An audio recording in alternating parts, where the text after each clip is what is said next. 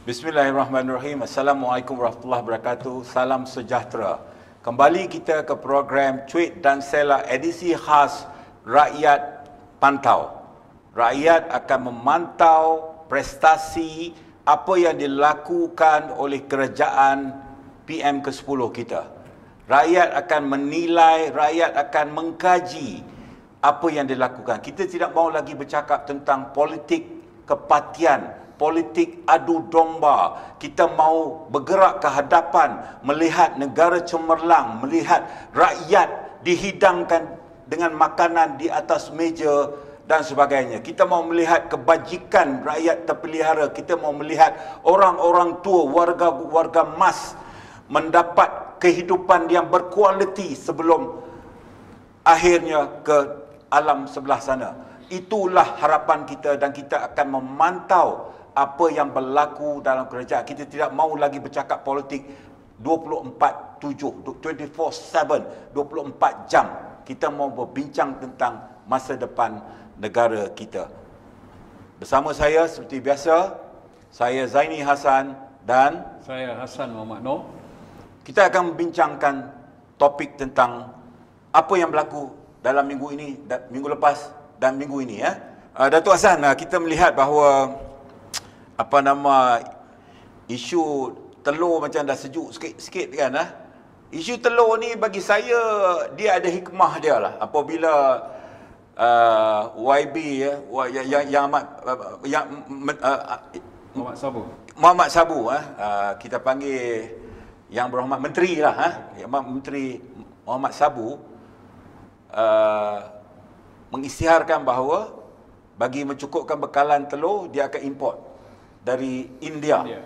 Jadi saya rasa, bagi saya secara peribadi, saya rasa itu satu langkah yang bijak.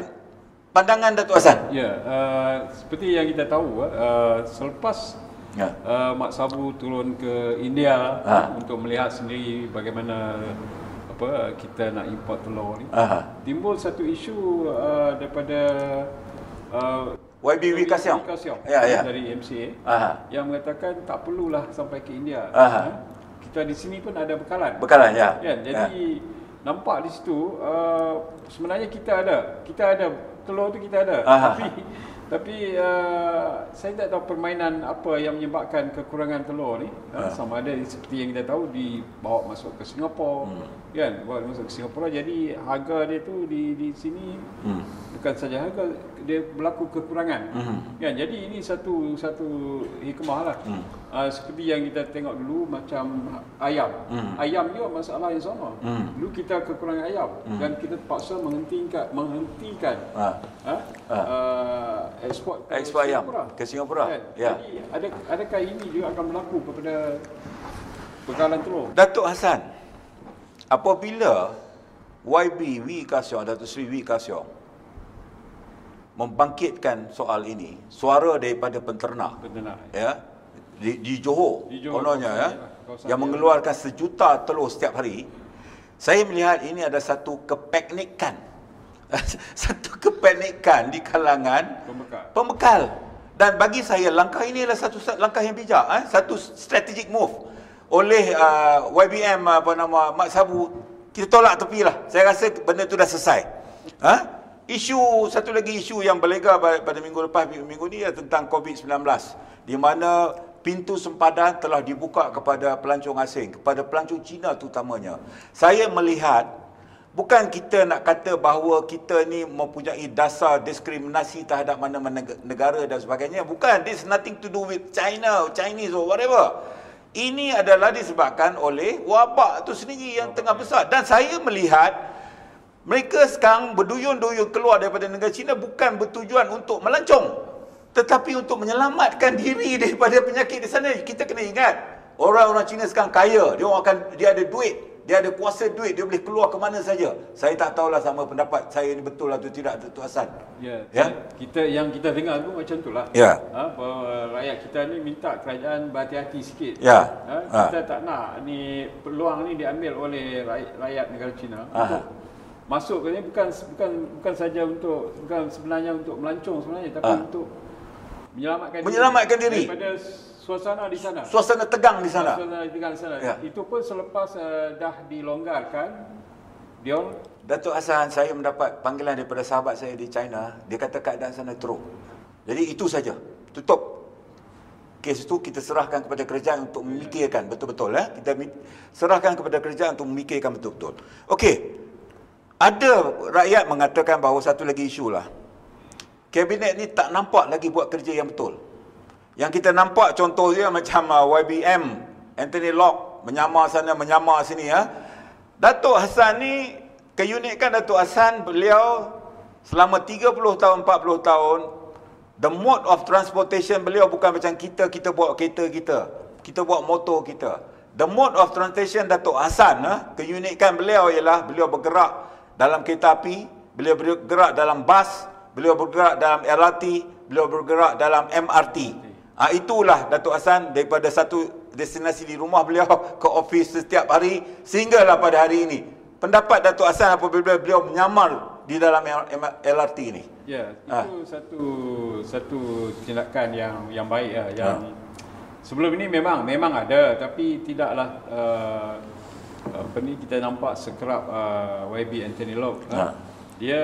Saya pun terserempak dengan dia di KLA pada satu hari itu sedang meninjau kawasan ni kan. Yang dia pun naik ERL ke airport kan. Saya tahu mesti dia nak buat satu pemeriksaan mengejutkan kan.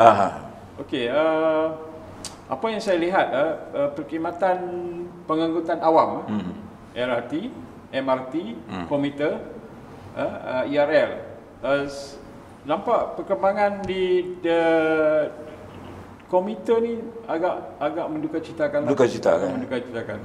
So pendekatan Anthony Locke, saya dalam tulisan saya tu saya mengharapkan satu keajaiban daripada Anthony Locke untuk menyelesaikan masalah pengguna komuter. Komuter KTM. Ya. Kan. Sebab kita lihat sekarang ni masa menunggu itu terlalu lama. Kadang-kadang 1 jam, 45 minit. Dan bagi saya dulu pernah satu ketika dia begitu cekap, 15 minit kita boleh dapat satu komuter. Tapi sekarang kalau kita terlewat 1 minit, kita kena tunggu 1 jam lagi. 1 jam. Bayangkan kalau kita terlepas satu kalau ada satu kes saya lihat, seorang pengguna tu dia nak menyambung mendapatkan perkhidmatan ETS ke utara. Dan dia nak menggunakan komuter tu di Bangi untuk ke stesen berikutnya untuk mendapatkan ETS.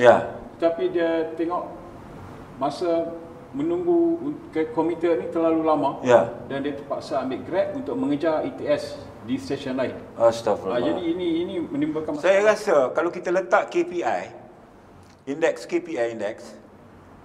itu KTM dah gagal.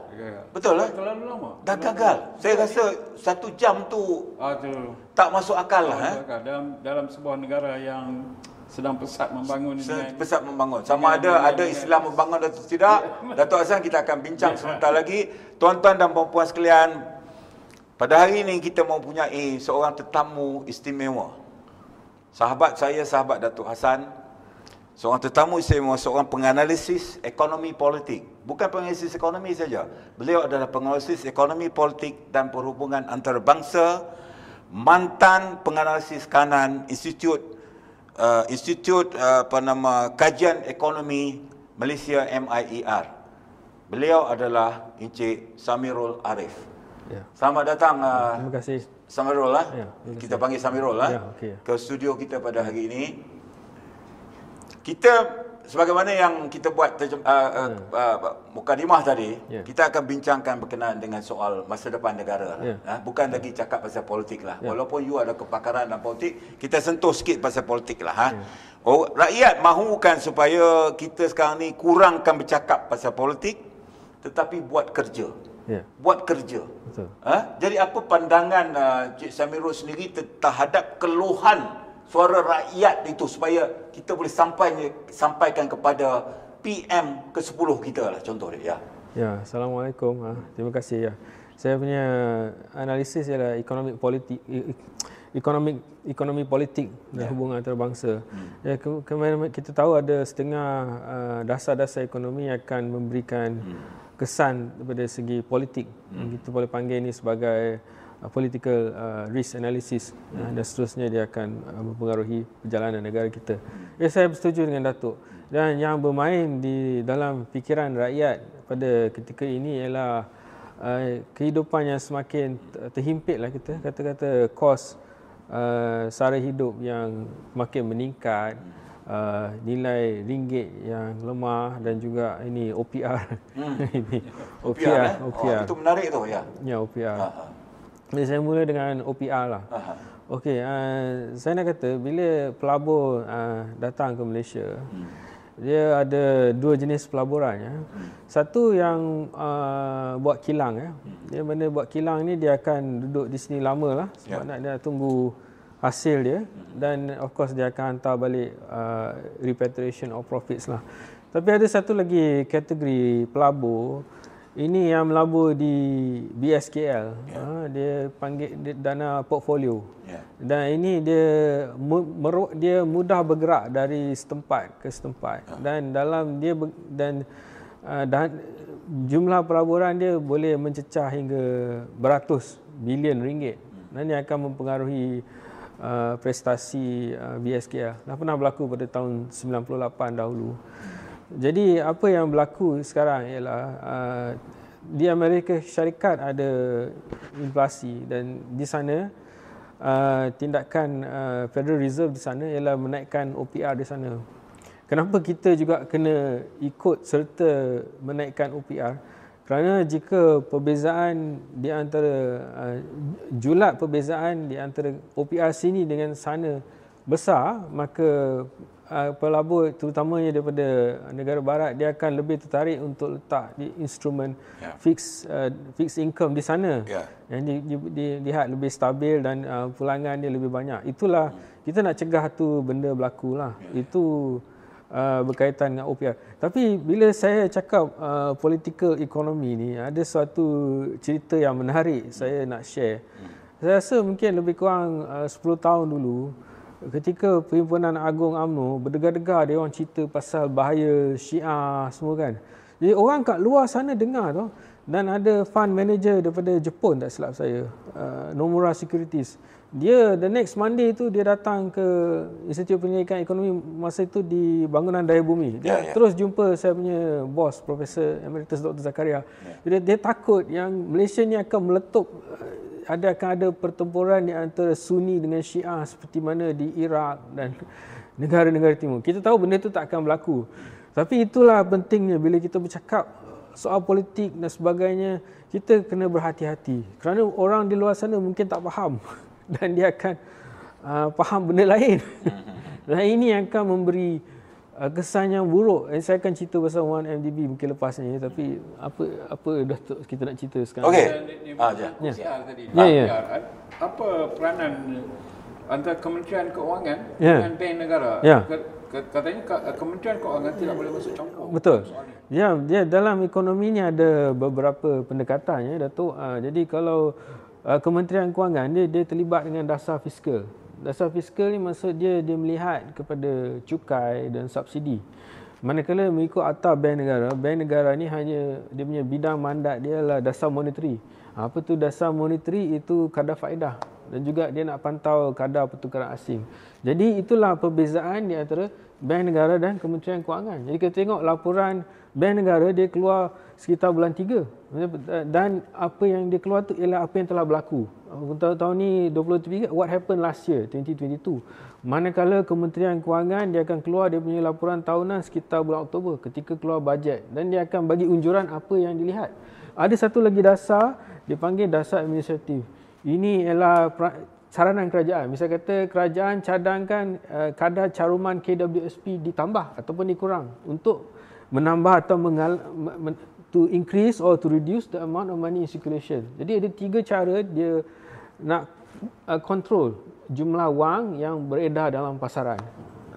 Pusingan wang, gitulah. Ya. Jadi apa sebenarnya langkah atau jalan keluar kepada isu ini, sebab orang melihat Kementerian Kewangan tidak mampu buat apa-apa untuk meringankan beban rakyat yang terpaksa menanggung OPR.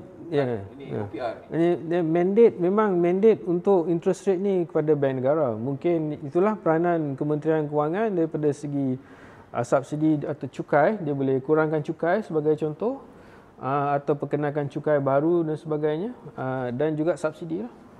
Subsidi pun ada dua, subsidi kepada pengeluar dan subsidi kepada pengguna.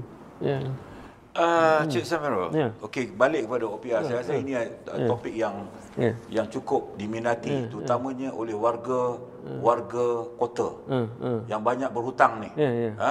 Saya rasa kadar hutang kita adalah antara yang tertinggi. Nanti Samirul bagi tahu. Peningkatan, orang kata review OPR, saya rasa dah 3 kali berlaku dalam tempoh kurang daripada 6 bulan. Telah meningkatkan pembelanjaan orang ramai. Contoh dia saya sendirilah. Saya bayar pinjaman bank. Sebelum OPR dinaikkan, saya bayar dalam RM1,000. OPR pertama naik, saya kena bayar RM1,300.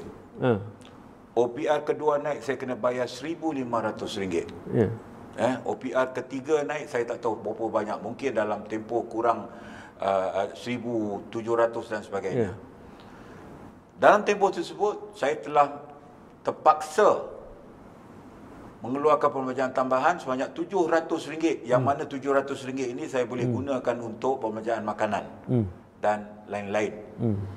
Jadi saya ni, kita bercakap sebagai orang awam lah.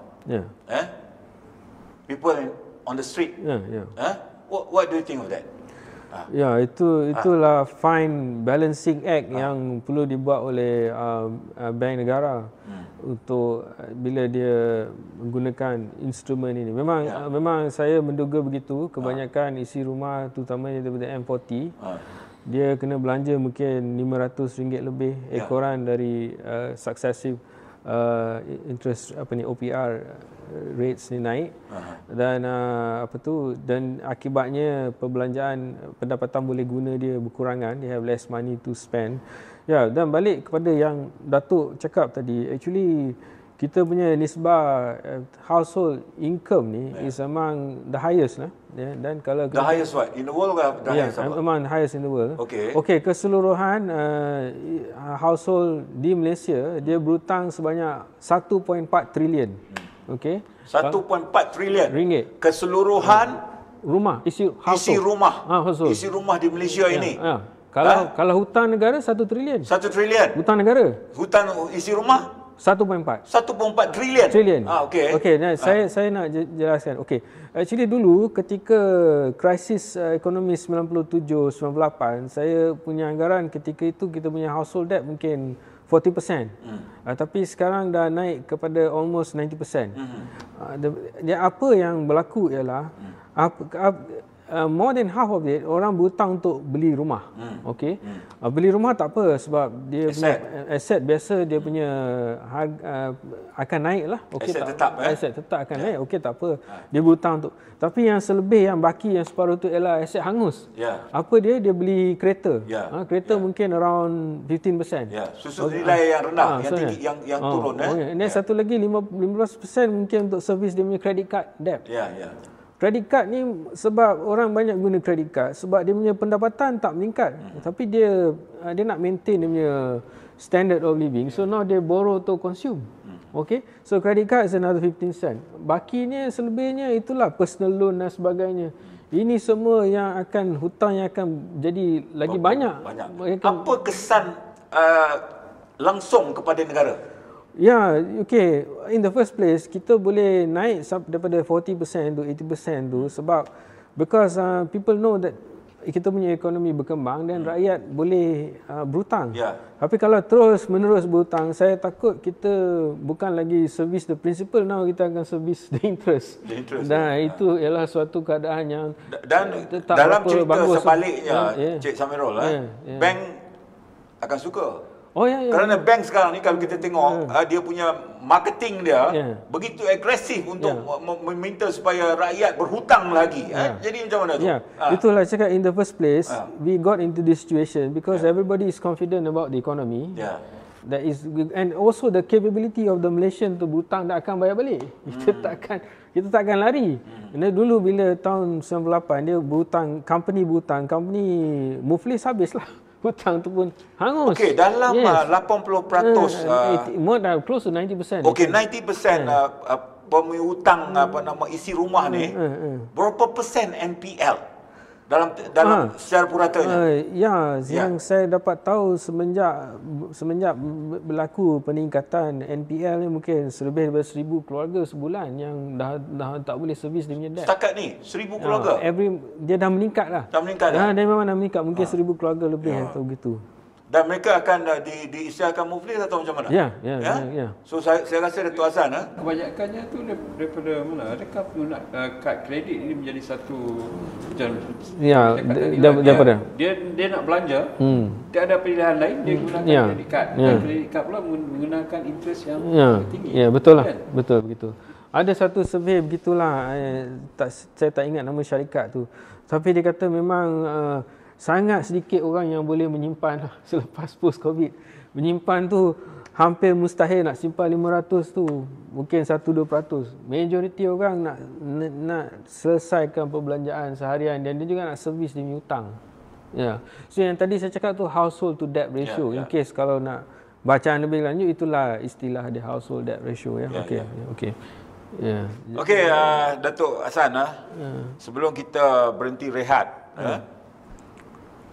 rakyat juga bimbang apabila melihat kluster-kluster mahkamah ni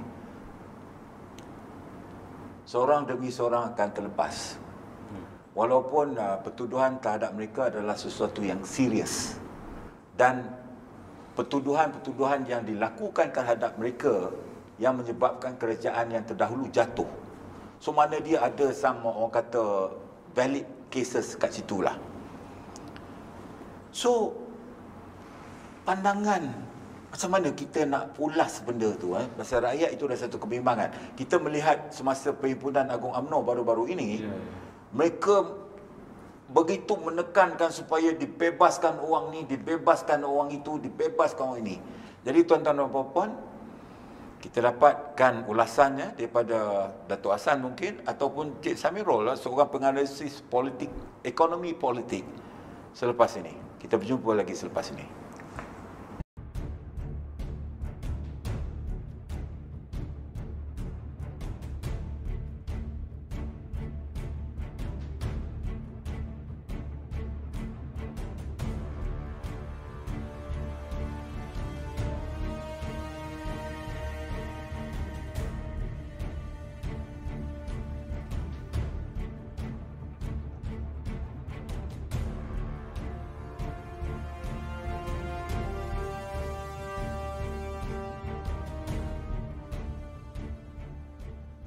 Okey, menjawab soalan Datuk Zaini itu tadi, saya tertarik dengan kononnya dakwaan kata seorang demi seorang akan dilepaskan.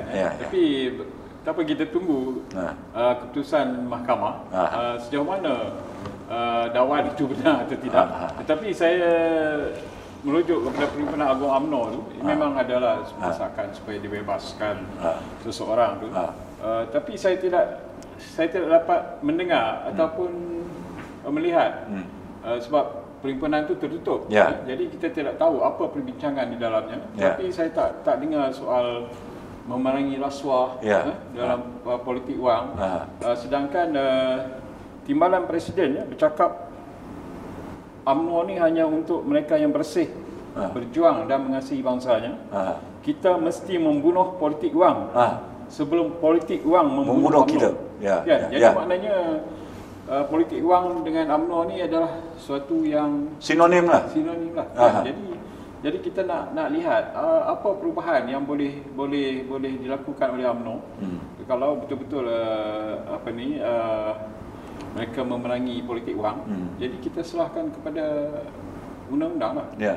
Lebih-lebih lagi dalam pentadbiran PM ke-10 ini yang tidak akan bertolak ansur terhadap rasuah. Jadi kita harap jadi kebimbangan Dato' Hassan, Cik Syamirul, kebimbangan kita apabila kes pertama kononnya pihak pendakwa raya telah menggugurkan kes tersebut, telah menggugurkan kes pertuduhan tersebut, dan kita bimbang bahawa ada lagi pertuduhan-pertuduhan akan berlaku. Jadi kalau benda ini berlaku, apa kesannya kepada kerajaan perpaduan, kerajaan PM ke-10 yang bercakap tentang anti rasuah, yang bercakap tentang integriti, yang bercakap tentang accountability dan sebagainya?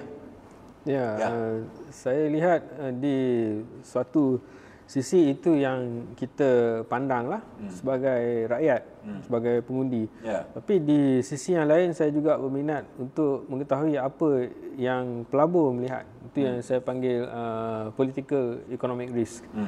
Jadi pada pendapat saya, biarlah mereka melihat yang kita ada functioning system.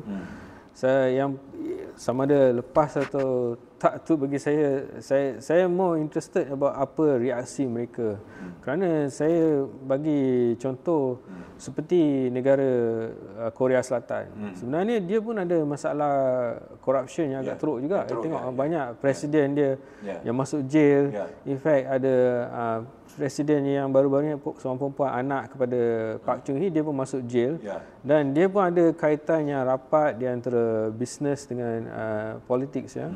Tetapi orang masih berminat dengan South Korea kerana rakyat dia kompetitif, inovatif dan mempunyai produktiviti yang tinggi. Walaupun ada masalah ni semua, tapi ada sistem dia, they will leave it to the system.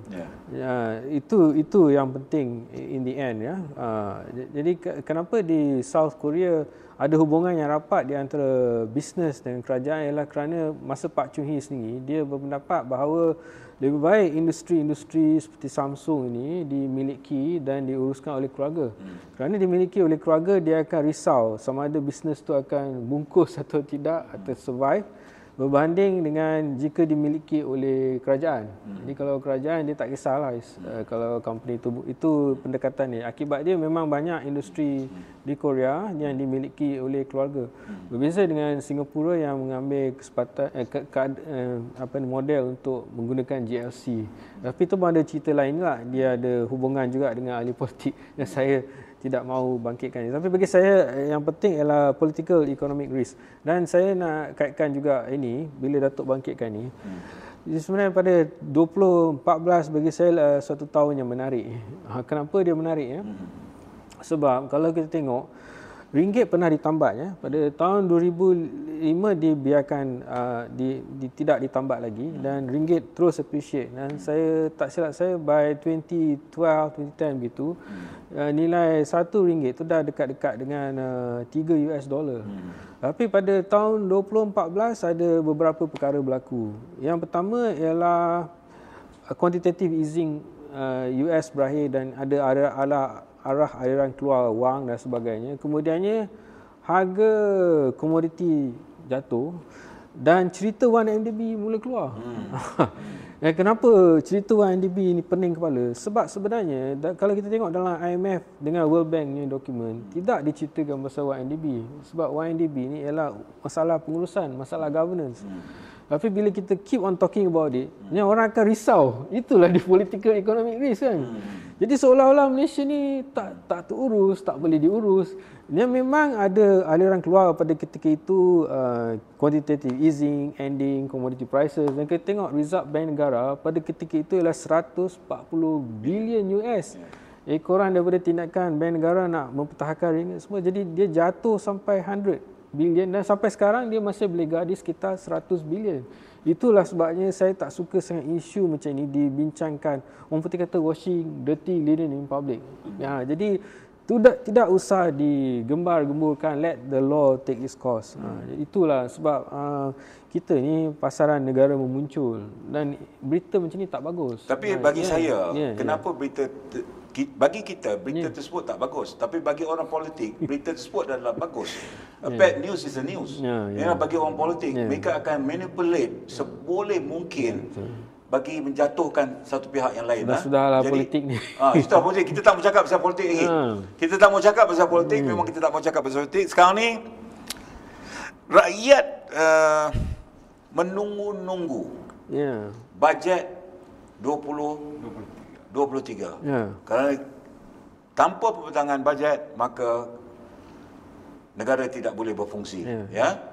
Jadi bajet yang telah dibentangkan oleh Menteri Keuangan yang dulu, yang kini menjadi salah seorang daripada menteri dalam PM ke-10, telah membentangkan satu bajet yang bagi saya satu bajet yang komprehensif lah.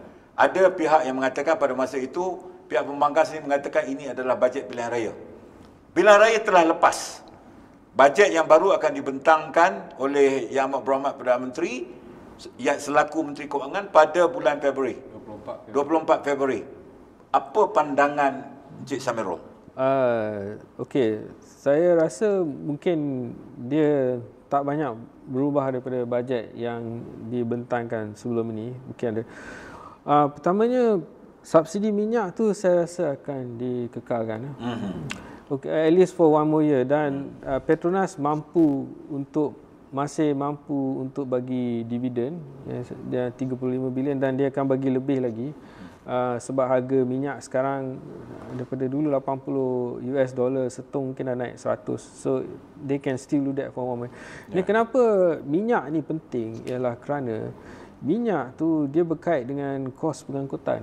Apabila minyak naik maka kos pengangkutan akan naik dan dia akan ada panggil forward transmission dan akan ada 2-3 round inflasi seterusnya. Dan kalau saya rasa kalau dia tarik balik subsidi minyak ni kan, mungkin minyak akan naik lebih daripada 50%. Tapi on contrary to that, kita lihat manifesto kerajaan sekarang. Satu ingin menghapuskan minyak, menurunkan minyak, bukan menghapuskan minyak. Satu yang ingin menghapuskan tol. Adakah mereka akan translatekan janji-janji manifesto itu ke dalam bajet? Ini adalah peluang keemasan mereka bagi mengekalkan kerajaan sehingga akhir penggal. Yang tol tu saya tak pasti. Tapi yang untuk tax kereta tu memang dia tidak boleh.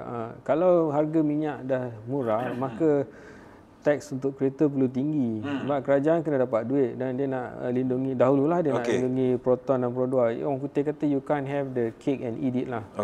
Jadi saya dah terangkan bahaya kalau kita hapuskan subsidi minyak ni. Jadi itulah sebabnya mengapa kalau dah mampu, sebab itulah kena bayar road tax yang tinggi untuk setengah jenis kenderaan. Apa yang saya nak cakap tadi berkenaan dengan subsidi. Jadi kalau pun kita nak monitor minyak ni semua ni kan, saya tak tahu macam mana nak buat. Dan untuk monitor tu pun dia perlukan buat kad dan sebagainya, itu pun satu kos. Dan saya rasa daripada 80 bilion yang lebih untuk subsidi tu, mungkin separuh tu untuk minyak sebenarnya. Itulah. So dia tak boleh tarik secara tiba-tiba dan mungkin dia akan kekalkan untuk setahun. Nah, berbalik kepada yang tadi tu OPR dan semua ni, dia balik pada nilai balik pada US dollar ni.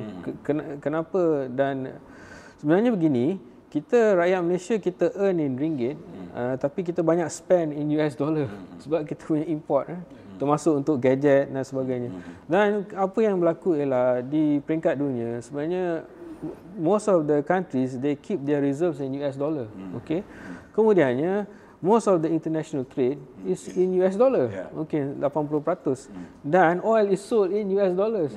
Jadi memang akan beri kesan bila kita import makanan dan sebagainya, memang itulah antara benda yang kita harus faham. Tetapi bagi saya in the long run, untuk atasi sebenarnya mengenai kos sara hidup ni, apa yang berlaku ialah kadar kenaikan gaji itu kurang daripada kadar kenaikan barang. Jadi apa yang berlaku ialah gaji perlu naik. Tapi gaji boleh naik dan perlu naik apabila produktiviti naik. Dan itulah sepatutnya menjadi tumpuan kita. Yang subsidi interest rate ni dia langkah sementara waktu. Tapi in the long run, untuk jadi lebih kompetitif, kita perlu fokus kepada kita punya produktiviti. Itu dan bila cerita pasal productivity, inilah dia masalah pekerja asing. Jadi saya kena cerita juga. Sebab ni semua dia berangkai-rangkai. Kalau kita tengok mengikut data rasmi, tak silap saya sekitar 2 juta pekerja asing data ya. Tapi kalau kita tengok data daripada telco, 6,5 juta. Yang kita tengok data daripada MySejahtera, dos pertama mungkin dalam lebih kurang 6 juta. Jadi kita boleh buat andaian untuk setiap satu pekerja asing mungkin ada 2 lagi yang tidak berdaftar. Itu suatu andaian yang munasabah.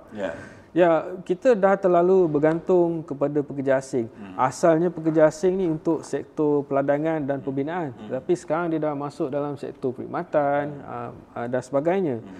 Dan ikut saranan, kalau kita tengok World Bank ada 2015 tak silap saya, dia kehadiran pekerja asing ni boleh mencipta peluang pekerjaan, sepatutnya lah mencipta peluang pekerjaan untuk rakyat Malaysia yang mana ada value added yang tinggi. Bukannya kita terlalu bergantung. Nah, balik kepada pekerja asing terlalu ramai, buktinya ialah kita punya nisbah pekerja mahir. Nisbah pekerja mahir kita ialah sekitar 28%. Di negara maju 40%. Dan jadi ini maksud dia, kita punya struktur ekonomi ni kita berintensifkan buruh yang kurang mahir. Dan kita menggunakan production teknik yang lama. Dan inilah yang patut dilihat untuk melakukan lonjakan dalam produktiviti. Supaya tidak terlalu bergantung kepada pekerja asing yang berkemahiran rendah. Saya bagi contoh, untuk kita pack glove dalam kotak. Jadi kenapa kita kena pakai sampai 10 orang pekerja asing? Kenapa kita tak boleh automate? Dan kalau kita tengok Singapura, dia tidak gunakan konsep minimum wage. Sebaliknya dia gunakan progressive wage. Dan progressive wage itu dikaitkan dengan productivity. Yang ini balik kepada pada productivity dan competitiveness ekonomi kita. Employability bagi pelajar universiti kan? Kita mengatakan bahawa kita tak cukup pekerja. So kita import pekerja. Sedangkan saya rasa kadar kebolehpasaran oleh graduan-graduan kita adalah saya rasa dalam 40% saja. 60% tak bekerja dan sebagainya. So, macam mana dia nak jive tu? Ya betul. Jadi kalau kita tengok unemployment kita sekarang dah kurang daripada 4%, which is full employment, saya rasa 3.6%. Tapi unemployment among young people is 3 times more. Mungkin sekitar 11 to 12%. Dan among the young people, the most unemployed is the graduates. Jadi memiliki ijazah ialah suatu cara yang very unlikely to be employed. Atau kita nak tengok, nak lebih clear, setiap tahun lebih kurang 300,000 graduan keluar. Jadi sebelum COVID, tahun 2019, sekitar 100,000 mendapat pekerjaan. Tetapi setelah COVID, daripada 300,000 tu dia dah menurun 60 or 70,000. It's not even back to the 100,000 level. Jadi so the remaining tu dia underemployed. Dia mungkin akan buat kerja Grab dan sebagainya. Dia terpaksa buat sesuatu untuk dia survive. Tetapi kita dah train, kita dah menghabiskan wang untuk ajar dia engineering atau jadi doktor, tapi dia keluar dia tak ada kerja. Dia tak boleh jadi doktor, dia sebaliknya kena buat Grab dan sebagainya. Nah, balik kepada isu ini, income ni, kita, how do you be competitive? Kita be competitive by being productive or by you can use low wages. Jadi strategi guna low wages ni dah lama, daripada tahun 90-an. Jadi benda ni apabila, dan kita tak boleh terus gunakan strategi itu kerana ada negara-negara lain yang akan progressive wages yang akan ada lebih kos buruh yang lebih rendah. Bila kita terus-menerus menekan kos upah, apa yang berlaku ialah pekerja mahir kita akan berhijrah keluar negara. Dan kita akan menarik lebih ramai pekerja yang tidak mahir. Itulah sebabnya benda ni perlu diatasi. Siapa yang perlu mengatasi masalah ni? Government can take the step by increasing the pay for the civil servant. Dia harus juga diikuti dengan productivity yang meningkat. Productivity mesti meningkat, barulah wajar dibayar gaji yang lebih. Dan saya nak cerita, bila kita cerita pasal wages ni semua ni, kalau kita nak tengok sebelum COVID kalau kita tengok income share, kita tengok B40 dia macam ni. Sebelum tu saya nak cerita pasal compensation of Macam ni, untuk setiap ringgit yang majikan untung, 35 sen balik kepada pekerja, 65 sen balik kepada majikan. Ini ada dalam Bank Negara punya report ya. Berbanding kalau negara maju mungkin 50-50. Kalau di Singapura mungkin lebih daripada 40%. Okey, daripada 35 sen untuk setiap ringgit yang untung yang balik kepada pekerja tu, 17% ialah untuk B40. Dan 38% ialah untuk M40. Manakala 45% T20. Jadi kita lihat sebenarnya B40 dia punya pulangan daripada upah tu sangat sedikit. Dan itu balik kepada apa yang saya cakap sebelum ni, kadar kenaikan gaji itu tidak kurang daripada kadar kenaikan barang. Sebenarnya kos barang di Malaysia tak adalah mahal sangat. Kalau mahal, kita tengok pelancong yang datang sini dia sangat gembira. Sebagaikan syurga, kita yang merana. Betul. Yang kita merana sebab kita punya gaji tidak naik atau hampir mendatar untuk majoriti, untuk M40 dan B40. Itu menyebabkan kita soal kos sara hidup. Adakah dia berkaitan dengan satu gaji lah dan satu lagi kebanjiran pekerja asing. Jadi kita subsidi kita habis ke in one sense dan kehadiran pekerja asing juga akan menekan kos gaji itu untuk turun. Sebab yang pekerja asing yang datang ke Malaysia ialah rata-rata yang tidak berkemahiran. Lainlah kalau yang datang tu yang berkemahiran tinggi. Contoh, tapi saya tengok walaupun dia orang tidak berkemahiran, tetapi ada yang setengahnya dia berupaya untuk mewujudkan satu bisnes. Bisnes perniagaan. Betul. Saya baru nak cakap tu. Jadi macam mana tu? Sebab kita tengok pekerja, katalah contohnya pekerja Bangladesh. Setiap hari cuti, cuti daripada majikan dia, dia akan masuk ke pasar taman perumahan untuk membuat kerja-kerja pembersihan. Yang ini pun saya ingat lebih, rasanya pendapatan mereka lebih baik daripada.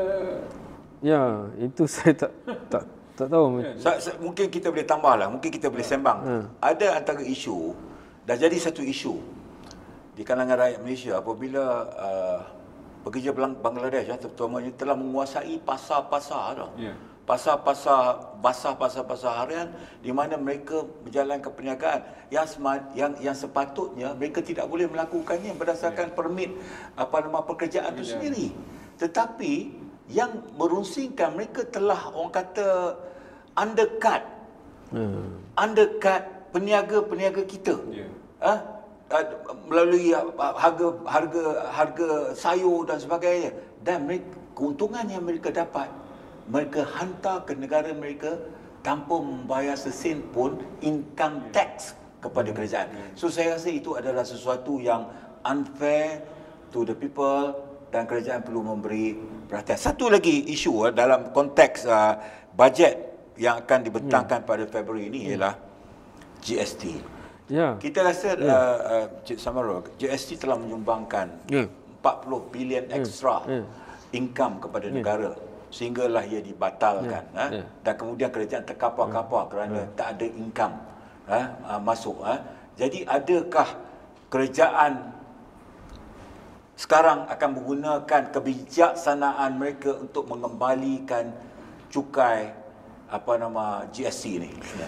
It's a very good question. Saya punya jawapan government revenue dia ada dua, satu tax revenue, satu lagi non-tax revenue. Non-tax revenue itu contoh daripada Petronas ataupun daripada toll dan sebagainya. Now, pada tax revenue kalau kita tengok in the first place kita punya tax to GDP ratio is very low, among the lowest in the world, menghampiri 11%.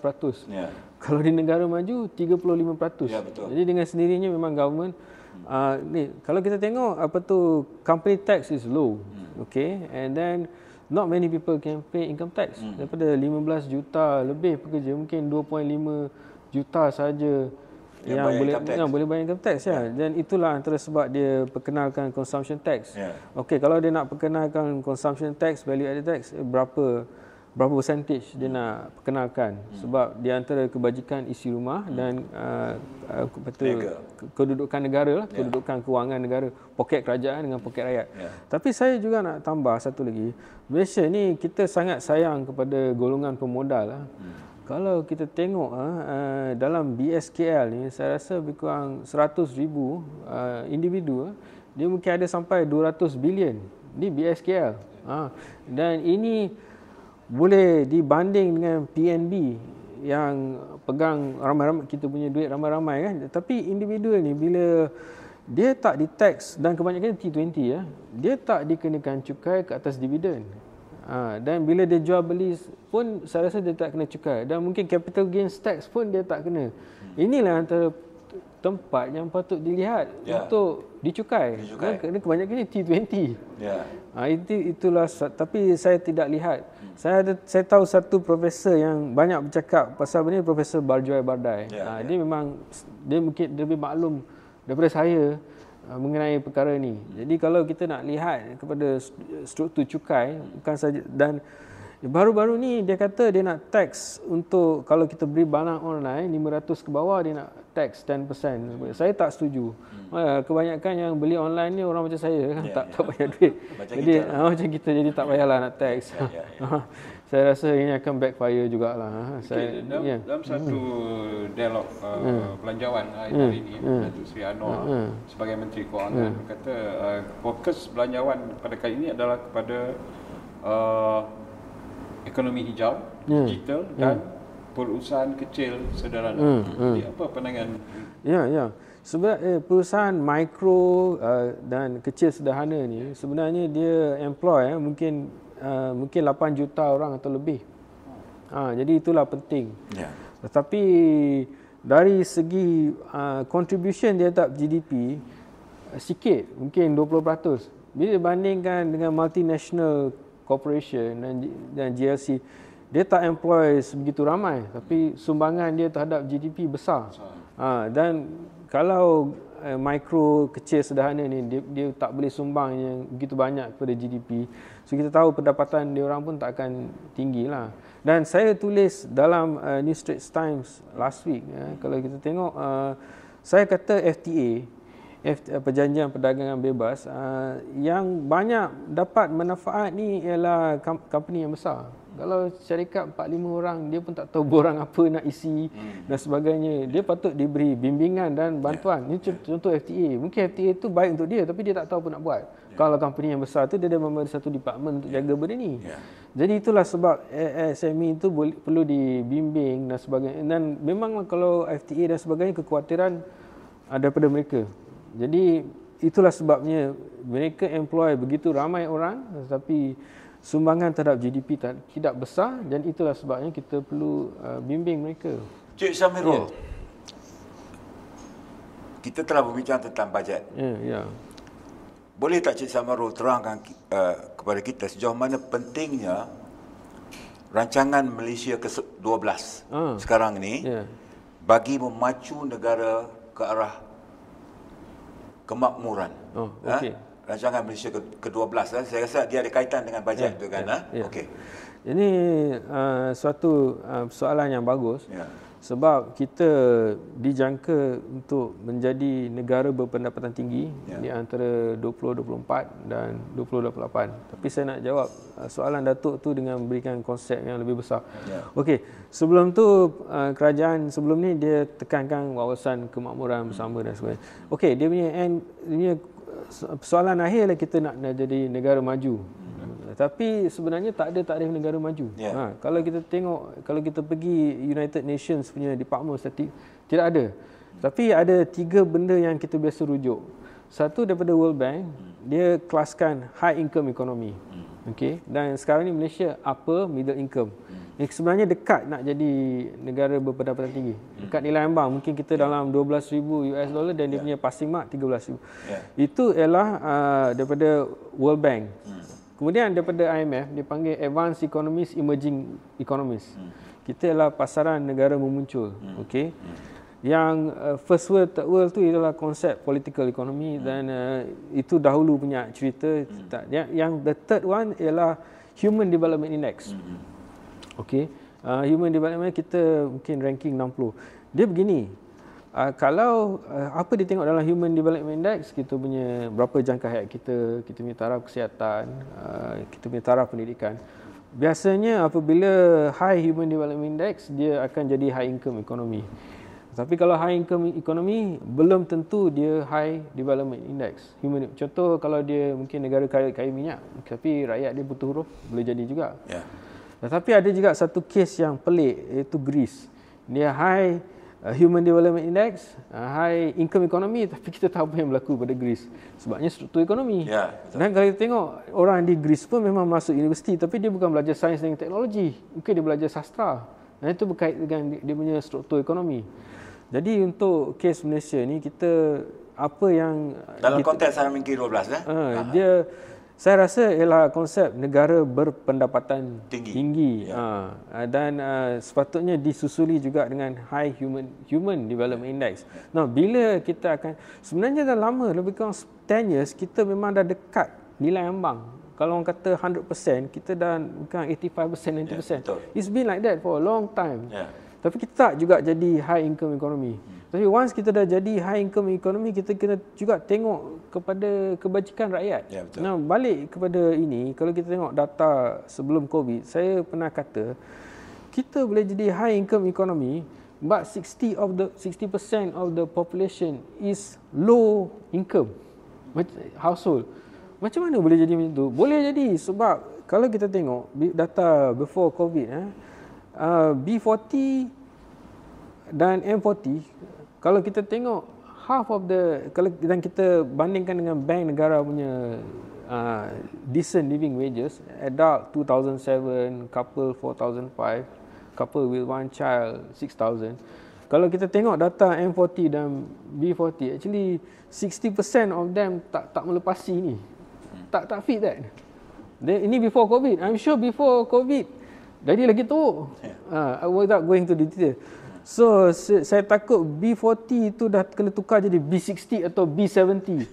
Dan dalam keadaan itu, kita masih nak kejar negara berdapatan. Boleh jadi negara, tetapi dengan 60 or 70% of the population is B70. Maksudnya, dia very vulnerable and dependent on government aid. Adakah itu yang kita nak? Okey, Cik Samarul, dalam kaitan dengan RMK 12 lah. Kerajaan akan umumkan kajian separuh pegal, midterm review. Saya rasa dalam bulan Oktober lah, macam tu. Jadi bagaimana ia boleh dimanfaatkan lah? Itulah saya nak mereka lihat benda ni. Adakah dah jadi B60 atau B70? Kalau begitu kita kena fikir balik apa konsep negara berpendapatan tinggi. Mungkin kita kena tangguhkan dulu 10 tahun dan mungkin kita kena tetapkan supaya minimum rakyat Malaysia boleh buat masuk RM5,000 dan sebagainya. Tidaklah usah kita terlalu terkejar-kejar. Itu yang saya panggil statistical mirage. Tapi adakah akan berlaku perubahan daripada pentadbiran dulu yang membentangkan RMK dengan pentadbiran sekarang? Dia begini. Good question. Kalau kita tengok, ketika wawasan 2020 dibentangkan, dia mengandaikan ekonomi akan tumbuh sekurang-kurangnya 7% tahun. Kerana bila tumbuh 7% tahun, maka dalam 10 tahun saiz ekonomi itu akan jadi 2 kali ganda. Ketika dibentangkan RMK 12 dan wawasan kemakmuran bersama, andaiannya ialah ekonomi akan berkembang 5% tahun. Dan kita tahu selepas COVID ceritanya dah berubah. Kenapa tahun 2022 diunjukkan 8%? Kerana low base effect. Itu saja. Dan tahun 2023 diunjukkan 4%. Dan lepas ni mungkin 3%. Low base effect tu maksud lantai dah turun. Itulah sebabnya begitu tinggi. Kerana tahun 2021 kegiatan ekonomi terencat. Jadi bila dibuka balik, itulah sebab berlaku lonjakan tu. Jadi memang dah lari daripada 5% tu. Jadi itulah dia kena tengok balik. Tapi kita nasib baik harga minyak bagus sekarang. So adalah juga Petronas nak bagi dividen. Jadi inilah kita tengok, why do we want to become a high income economy? Satu, dan kita kena tengok Human Development Index. Itu pun ada konsep yang lebih besar lah. Kesejahteraan manusia. Ya, tuan-tuan dan perempuan sekalian, penganalisis kita kemudiannya dia akan menjadi penganalisis tetap Bebas News lah, insyaAllah adalah seorang graduan dalam bidang microbiologi. Saya pun terkejut pada peringkat awal. Beliau adalah seorang microbiologist pendidikan daripada ITM, UiTM. Kemudian bertukar kepada seorang ekonomis ataupun seorang pakar penganalisis ekonomi politik. So boleh cerita sikitlah the lighter part of you lah, ya. Macam mana boleh daripada seorang pure science kepada seorang ekonomis, ya. Betul. Ya, jadi ketika saya tamat pengajian, saya bertugas di sebuah makmal perubatan di Subang Jaya Medical Center. Dan ketika itu tahun 98 kita mengalami kegawatan ekonomi. Dan kebetulan saya tinggal di Bukit Damansara dan rumah saya memang satu jalan dengan rumah Datuk Seri Anwar Ibrahim. Jadi saya pun terpinga-pinga, what is happening kan? Dan saya tidak mau duduk di makmal seumur hidup saya. Jadi saya mengambil keputusan untuk bertukar bidang. Saya balik ke universiti, saya buat ijazah BBA, dan kemudiannya saya melanjutkan pelajaran dalam bidang political economy dan international relations. Tapi analisis yang cara berfikir yang kita belajar sewaktu sains hayat itu amat berguna. Dan seorang idola saya, Riz Khan, mungkin Datuk tahu. Riz Khan, kita tengok dia punya BSc is in physiology, medical physiology. Jadi bila kita buat subjek ni, cara kita berfikir tu akan lebih sistematik dan itu banyak membantu. Nah, bila cerita ni semua, saya suka cerita kat kawan-kawan saya yang kerja di makmal. Ketika tahun 90-an ni, kalau ditumbuh dengan begitu pantas, dipanggil input driven growth. Kalau bakteria dalam satu batch tu, kalau kita mula-mula masukkan, dia punya pertumbuhan secara logaritmik. Ketika itu tidak ada persaingan dan sebagainya. Tetapi kemudian dia akan mendata. Dan kita kena masukkan nutrien baru dan kita kena keluarkan dia punya hasil kumuh dan sebagainya. Kalau tidak, batch tu akan decline. Begitu juga dengan ekonomi. Tahun 90-an, dia tumbuh. Dan kita sampai satu fasa bila ekonomi itu lebih berkembang, dia punya kadar pertumbuhan dia perlahan. Dan inilah di mana kita melakukan inovasi dan sebagainya. Jadi kita tengok negara maju, kenapa dia terus tumbuh? Kerana dia ada innovation, dia boleh rejuvenate. Dia ada orang macam Bill Gates, orang macam Steve Jobs memperkenalkan idea-idea baru untuk lebih produktif. Jika tidak, dia pun akan mendata. Ini yang kita panggil technological change. Dan kebetulan Dr. Zakaria, saya punya mantan bos, memang inilah dia punya tajuk thesis PhD dia. Dia mengkaji bagaimana technological innovation itu membolehkan ekonomi itu terus berkembang. Jika tidak, ekonomi akan mendata dan kemudian akan jatuh. Merudum atau membantut, begitu. Ya, terima kasih Cik Samarul Arif, seorang pakar penganalisis ekonomi, politik dan juga perhubungan antarabangsa, kerana sudi datang ke studio pada hari ini. Terima kasih Cik Samarul. Datuk Hassan, saya rasa ada satu yang amat tertarik apabila Kementerian Pembangunan dan Kerajaan Tempatan KPKT mahu semua 155 pihak berkuasa tempatan PBT seluruh negara mewujudkan unit pemantauan kebersihan tandas awam.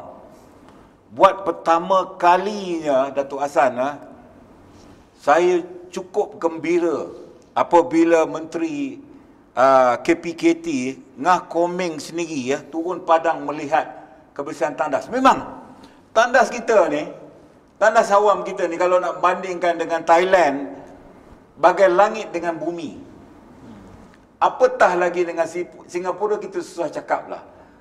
Bagi saya secara peribadi, saya amat suka apabila tiba-tiba seorang menteri yang tidak ada pernah menteri yang membangkitkan berkenaan dengan soal kebersihan tandas awam. Apa pandangan Datuk? Isu tandas awam ni dah terlalu lama lah.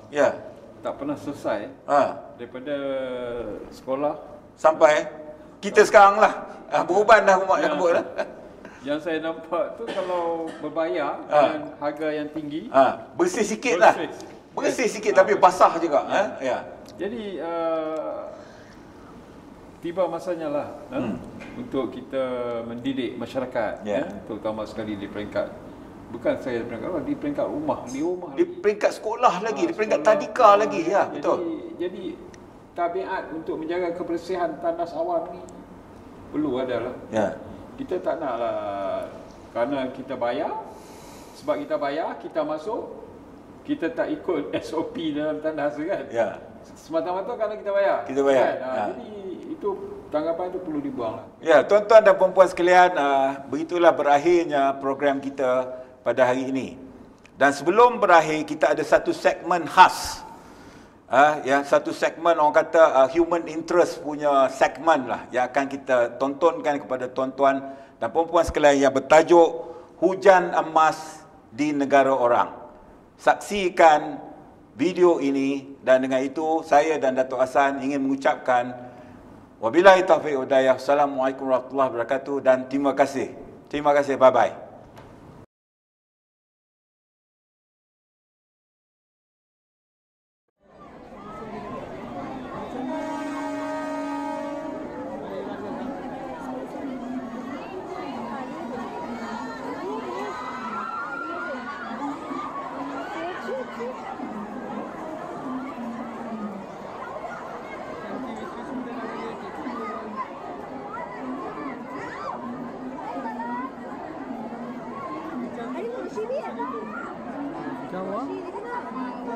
चलो नीचे चलो चलो माशी से मिलवा दी आज आप चलने नहीं रही